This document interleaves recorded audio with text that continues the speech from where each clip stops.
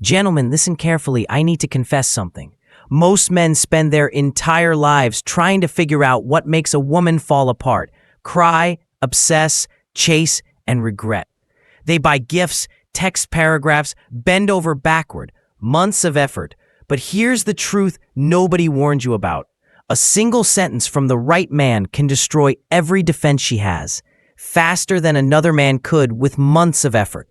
Women have cheated, obsessed, stalked social media, stared at their phone screens at 2 o'clock in the morning, and begged just to see a man again, not because of his looks, not because of his money, but because of the words he spoke. A single phrase, one quiet moment, and suddenly she's restless, wet, wide-eyed at night, replaying it in her head when she's with someone else. Most men talk too much, too eager, too needy, too obvious. That's why we don't crave you. But the man who knows these phrases, he doesn't just talk. He rewires our mind. He makes us feel exposed, desired, a shah, helpless all at once. And here's the part you need to hear. One phrase flips every power game we use on men. Another makes us compete with other women without realizing it. And the one you fear saying the most makes us respect you forever. The final one, it's not even about us. And that's exactly why it drives us insane. I'm a woman. I felt it. My friends whisper about it. Your girl has probably felt it too. And if you stay with me until the end, you'll know every single one, but especially the one men are terrified to say. That's number 8. And once you speak it into existence, no woman can resist you. Let's begin. Phrase 1. The pause power. I need to be honest with you. Every woman has fallen for a man who barely spoke. Quiet, composed, focused. But when he finally opened his mouth, his words landed like thunder. I've been there, sitting across from a man. Sentence. Calm, steady, and it rewired my entire body. Here's the truth. Women drown in noise, compliments, cringe jokes, paragraph texts, cheap attention, endless chatter. We expect it. We tune it out. But the man who pauses, who lets silence breathe, who makes us wait for his words, that man becomes rare. And when he finally speaks, it hits harder. His words cut deeper. They travel further. They echo at night. Why? Because scarcity creates value. If you throw words around, we stop listening. But if you ration them, drop them only when you mean them, we crave them like oxygen. Your silence builds tension. Your pause makes us lean in. Your timing makes our stomach flip. And when you finally speak, we believe you. The phrase, I don't chase what isn't mine. Do you know how brutal that is for a woman to hear? It stabs the ego. It shakes the frame. It forces self-reflection. Suddenly, we're not relaxed anymore. We're insecure. We're craving. We start thinking, wait, am I his? Why doesn't he chase? How do I get his attention? Remember this. The man who can walk away is the man she desperately wants to follow. But if you think this was powerful, phrase number 2 doesn't just create tension. It flips every power game we use against you. Phrase 2, the frame flip. I need to confess something ugly about women. We test men. We push buttons. We stir drama. We withdraw. We provoke. We go cold. We create confusion. All to see if you'll break. And almost every man does. He explains. He defends. He apologizes. He tries harder. And the moment he does, his frame gone. His power on. Our attraction dead. But the man who flips it, who refuses to dance, who doesn't get emotional, that man makes us weak. I've tested men before, pulled away, distant. Through little manipulations, it's like poking a cage to see if the lion roars. But one man, looked me directly in the eyes, calm, unbothered, and said, "That doesn't work on me." Do you know what that did to me? My stomach dropped. My heart raced. My ego cracked. Suddenly, I wasn't testing him. I was being tested. I felt exposed. My tricks were useless. My weapons were dull. And the worst part, I wanted him more because he was untouchable. Psychologically, this is ruthless. The moment your emotions become unmovable, you separate yourself from 99% of men. You stop being her toy. You become her challenge. Challenges trigger obsession. And once a woman feels challenged, she chases. The phrase that doesn't work on me. No arguing, no emotion, no explanation, just a line in stone. Power shifts, control flips, attraction spikes. And if you think this makes us spiral, phrase number 3 doesn't just stop the games. It makes us panic. Phrase 3, the pull-away line. I'll admit something. Most women would rather die than confess. Nothing makes a woman panic more than when a man we expect to chase us suddenly doesn't. I've done the tests before. Ignored texts, delayed responses, disappeared for hours, waited for the sweat, expected a double text or a frantic call asking what's wrong. And usually that's exactly what we get, because most men panic when faced with distance. Their mind spirals. Did she lose interest? Is she mad? What did I do wrong? But once a man did something I wasn't ready for, when I pulled back, he leaned back too. No chasing, no pressure, no fear, just calm, grounded confidence. He looked at me steady and said, "I think you need space. I'll let you take it." Do you know what that did? My stomach nodded. My mind spiked. My control crumbled. Because suddenly, the power I thought I had gone. He wasn't chasing. He wasn't begging. He wasn't trying to convince me. He was letting me go. And that, me. Because deep down, women know a brutal truth. The man who is willing to lose us is the man we can't afford to lose. Psychology doesn't lie. Detachment equals value. When you show you're not afraid to walk away, she sees something rare. You're the prize. You're not locked in. You're not starving for affection. Women sense that energy like heat. And suddenly, we start chasing. We analyze. We obsess. We spiral.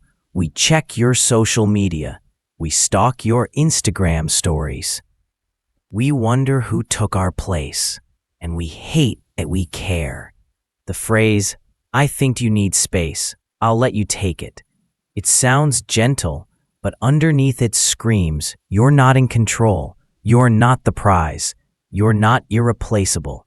It flips the entire dynamic. And when women feel that shift, we scramble to fix it. But if you think that one hurts, phrase number 4 doesn't just shift the dynamic. It attacks the ego, the heart, and the subconscious, all at once. Phrase 4. Confess something embarrassing. Something millions of women in the US whisper about in private. We don't want men who don't want us. But we also don't obsess over men who need us. The truth is brutal. The man who can show desire without dependence is the man that haunts us. I remember sitting across from a man I found attractive, expecting the usual routine: flattery, validation, soft compliments, performative interest. But instead, he leaned back, quiet confidence dripping from his posture, and said, "I want you, but I don't need you." My body reacted before my brain could catch up. Pulse up, breath shallow, skin flushed. Why? Because in that moment, I realized something terrifying. He wanted me, but he could walk away. Men who need us are predictable, disposable, forgettable. But men who want us without needing us, they become an obsession. Our ego kicks in, our pride burns. We start thinking, why doesn't he need me? Am I not enough? What does he have going on without me? And suddenly we chase, because desire without dependence signals something. Strength, abundance, options. It tells us you're not starving for feminine attention. And do you know what US women find most attractive today? A man who is unavailable to manipulation. The phrase, "I want you, but I don't need you." That single line is psychological warfare. It signals you have standards, you have abundance, you have self-worth, you can walk away. It creates paradoxical tension. We want to be chosen, but we want to earn that choice. Women lose sleep over men like that because if you don't need us, we'll work twice as hard to make sure you want us. But if you think this is dangerous, phrase number 5 doesn't just trigger desire, it triggers competition, something primal, ancient, and unstoppable. Phrase 5, the scarcity trigger. I'll admit something cruel that women will deny in public, especially in Western culture. We do not value what comes easy. If you pour attention nonstop, validate constantly, reply instantly, we get bored. We become cold. We start to wander. It's not because women are evil. It's because human psychology rewards scarcity. I remember one man. He was charming, composed, not flashy, but his energy was intoxicating. One night after teasing him about not texting back, half joking, half testing, he just smirked and said, "My attention isn't free. You have to earn it." Do you know what that did? My pride exploded, my ego burned, but my desire, it skyrocketed. Suddenly I wanted to win, to earn, to compete, even against other women. Women hate competition publicly, but we live for it psychologically. Scarcity is primal. Limited supply creates obsession. Men who flood attention, priceless. Your attention becomes a trophy, and we will do anything to claim it. The phrase, "my attention isn't free. You have to earn it." It's sharp, it's unfair, and it works because it shifts the dynamic entirely. You are not trying to win her. She must win you. And once a woman feels she might lose, she invests more. She tries harder. She chases. But if you think that makes us crazy, phrase number 6 doesn't just make us compete. It makes us submit. Phrase 6, the throne line. I need to admit something that makes women furious, but addicted. We want to believe we're the prize, that you're chasing us, that we're the ones being chosen. It feeds our ego. It validates our desirability. It reinforces our control. But the men who flip it, the men who make us feel like we're the ones competing, those are the men we lose our minds over. I remember once telling a man I had options. It was a manipulation, a test disguised as a joke. I expected him to argue, reassure, panic, prove his worth. Most men do. But instead, he leaned back, arms relaxed, eyes unshaken, and said, "I don't compete for women. Women compete for me." Do you know what that did to me? My entire frame collapsed. My bluff shattered. The power I thought I had, gone. Suddenly, I wasn't the judge. I was the contestant, and that drove me insane because every woman secretly wants to be the one who won the man every other woman wanted. Most men, when they hear a woman brag about options, fold instantly. They argue, they beg, they negotiate, they oversell themselves. But the man who refuses to compete, he forces a psychological hierarchy. I am not fighting for you. You're fighting for me. And that hierarchy is fatal to our pride. Women start spiraling. Why isn't he threatened? Did he replace me already? Who else wants him? Do other women see value in him? And then something foreign happens. Trophy. The phrase, "I don't compete for women, women compete for me," is arrogant, ruthless, petty, beautiful, and it works because it flips the unconscious frame. You are the throne. But if you think that was savage, phrase number 7 doesn't just flip power, it forces respect instantly. Phrase 7, the boundary sentence. I need to confess something women hate admitting, especially American women raised on empowerment culture. We push boundaries on purpose. We cancel plans last minute. We poke insecurities. We throw small disrespect. We test patience, not because we enjoy it, but because we want to see where the line is. Most men have no line. They tolerate everything. They excuse the behavior. They apologize for our disrespect. And the moment they do, respect evaporates. Attraction dies. Curiosity ends. Because if you can't stand up to us, how can you stand up to the world? But the man with unshakable boundaries, the man who shows disrespect, ends the game. That man and makes us obsessed. I remember testing a man, cold, dismissive, careless, intentionally short responses. I expected him to chase harder, to earn softness from me. Instead, he looked at me, expression neutral, and said, "Disrespect me once, I'm gone." My entire body froze because I knew he meant it. No argument, no explanation, no emotional begging, just gone. And here's a brutal truth.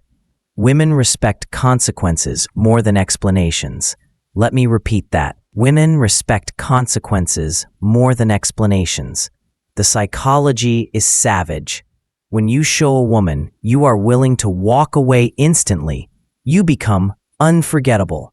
Because deep down, every woman craves a man whose self-respect is stronger than his desire for her. When a man's fear of losing a woman is greater than his fear of losing himself, she loses interest. But when a man's fear of losing himself is greater than losing her, she falls. The phrase, "disrespect me once, I'm gone," draws a line in stone. It separates the man, from the men we fear losing. Fear is the root of obsession. But if you think that was the peak, phrase number 8 is the one men are terrified to say. Because it doesn't just scare women, it breaks their illusion of control forever.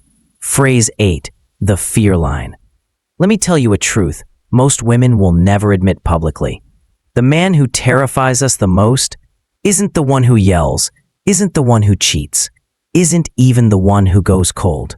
It's the man who can look us in the eye and calmly say, "I'd rather be alone than with the wrong woman." I'll never forget the first time I heard it. I was testing him, pulling back, acting cold, waiting for him to prove himself. Instead of chasing, instead of explaining, instead of folding, he smiled faintly and said, "I'd rather be alone than with the wrong woman." My heart sank, my pride cracked. Because in that moment, he wasn't afraid of losing me. He was rejecting me with a standard. And nothing makes a woman spiral harder than maybe I'm not good enough for him. The psychology is vicious. Most men are terrified of loneliness. They tolerate anything just to keep us. But when a man makes it clear he'd rather walk alone, our entire game collapses. We stop trying to control you because you don't need us. We start chasing approval because we want to be the exception. This phrase communicates standards, self-worth, independence, emotional strength. And here's the secret fear women carry. We want a man who can stand alone, because if he can stand alone, he can choose us authentically. The phrase, "I'd rather be alone than with the wrong woman," is quiet, calm, and lethal.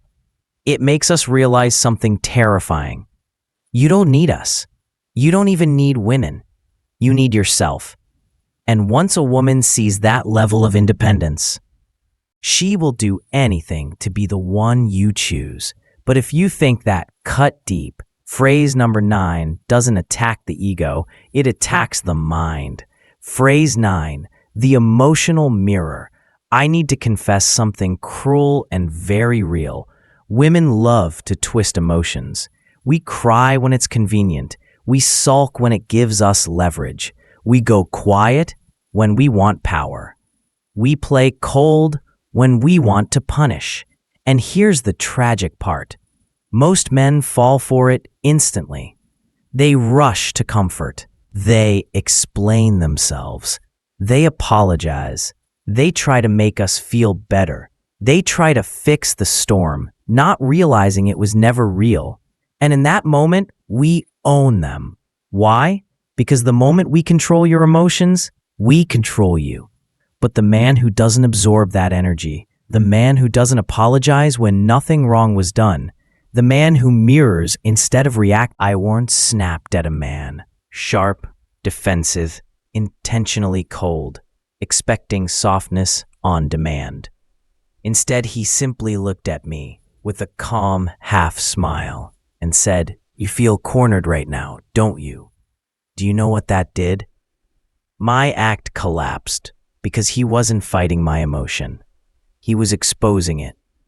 He showed me something terrifying.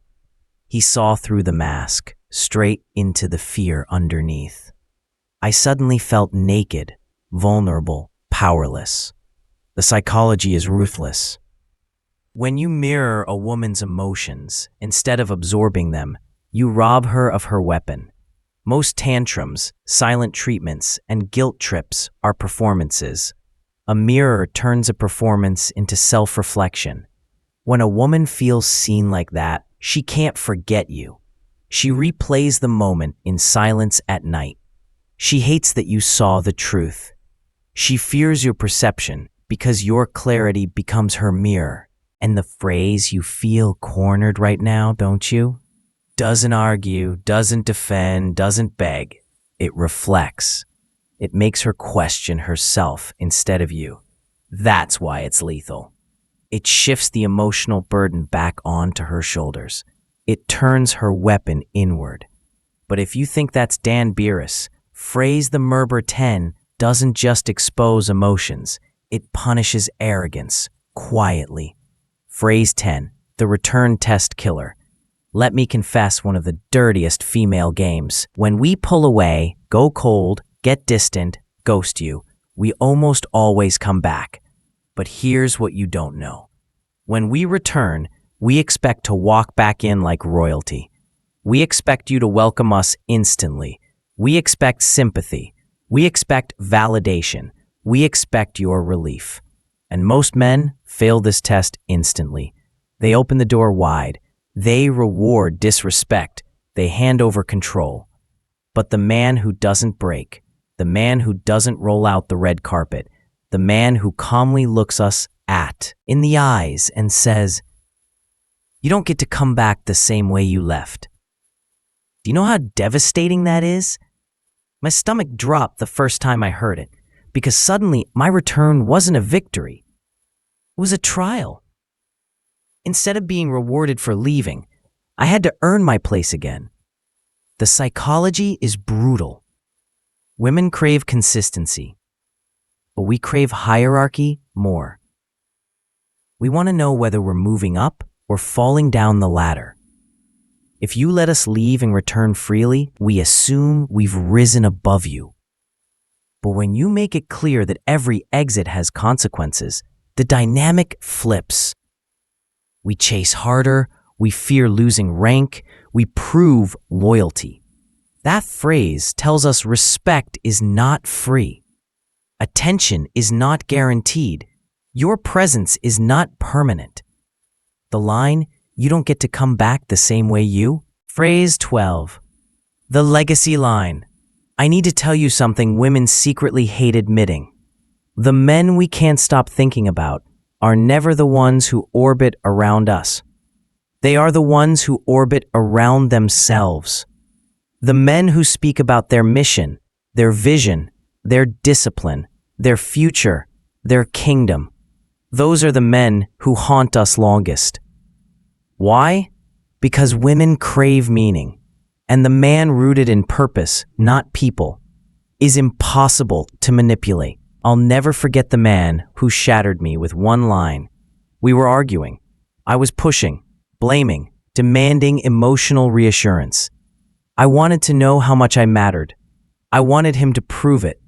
He leaned back, eyes tired, voice calm, and said, "With or without you, I win."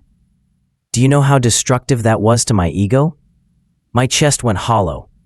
My pride evaporated.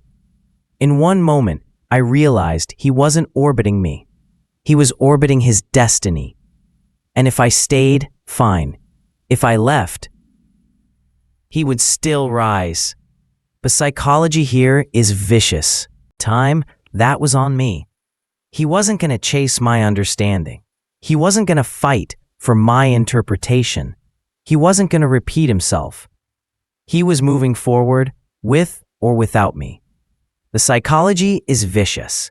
Women demand explanations, not to understand, but to dominate, to keep you spinning, to keep you emotional, to keep you reacting.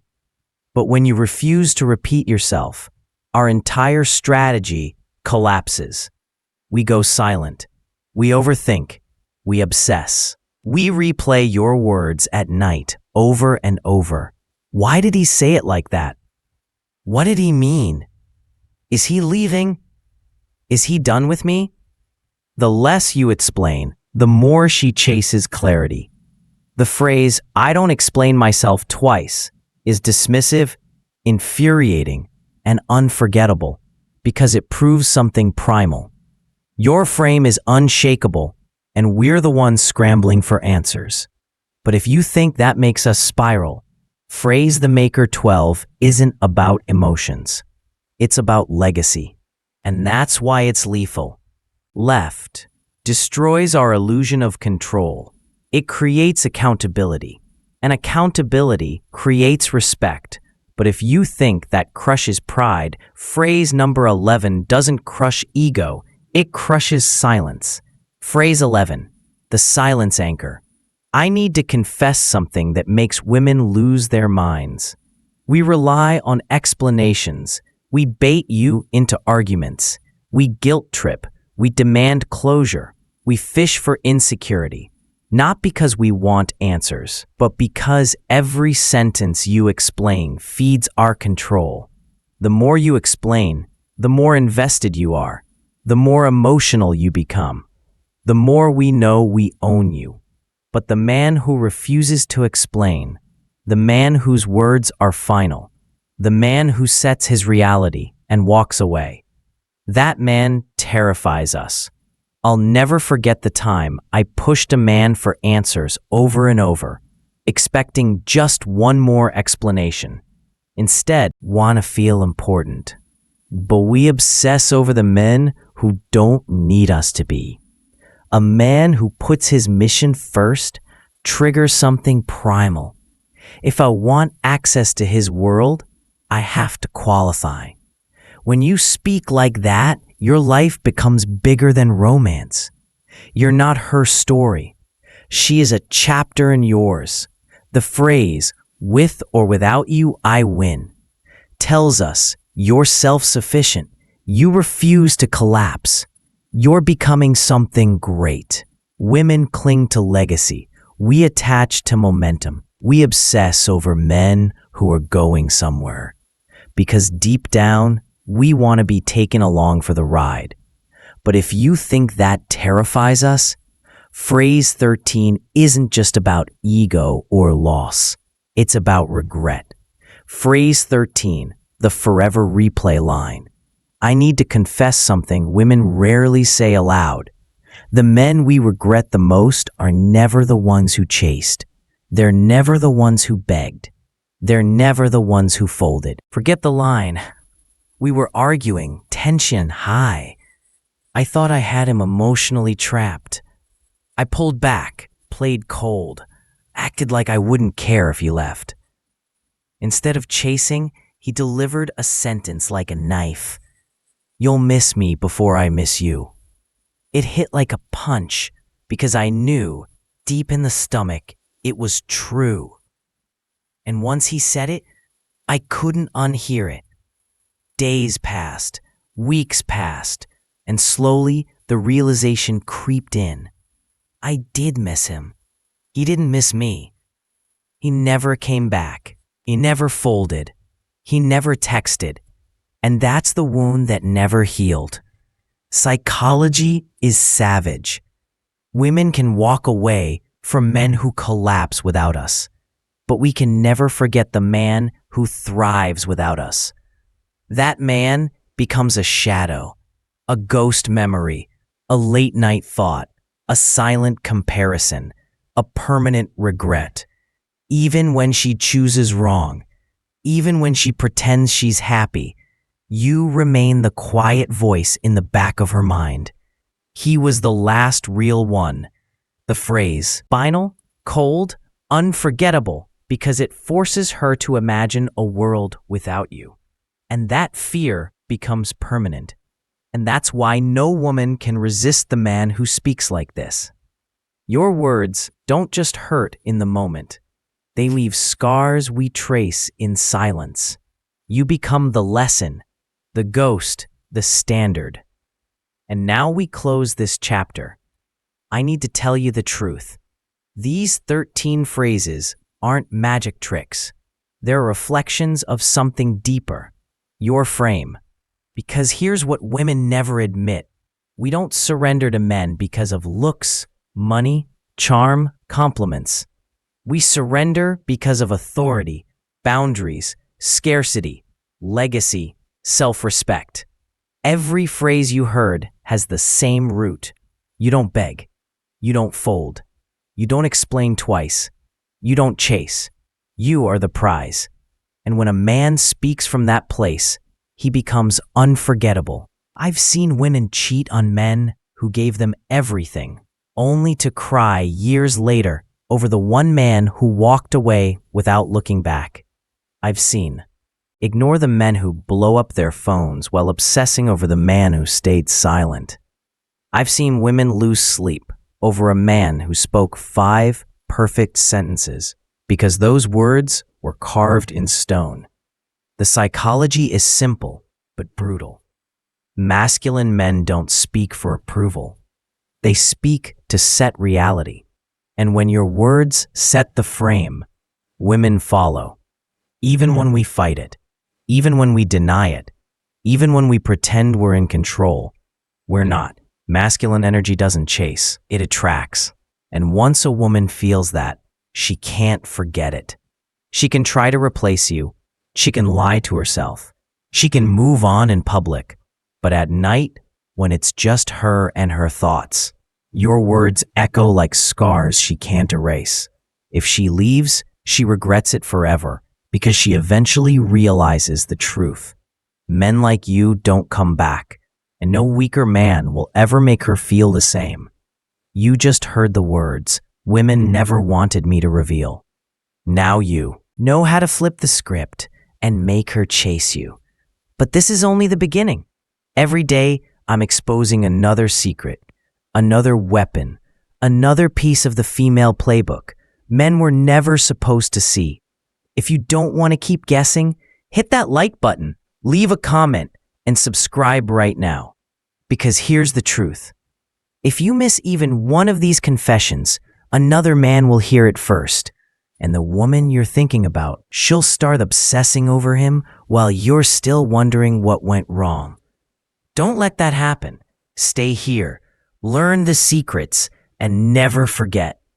Women can resist a lot of things, but a man with an unshakable frame, we never ever recover from.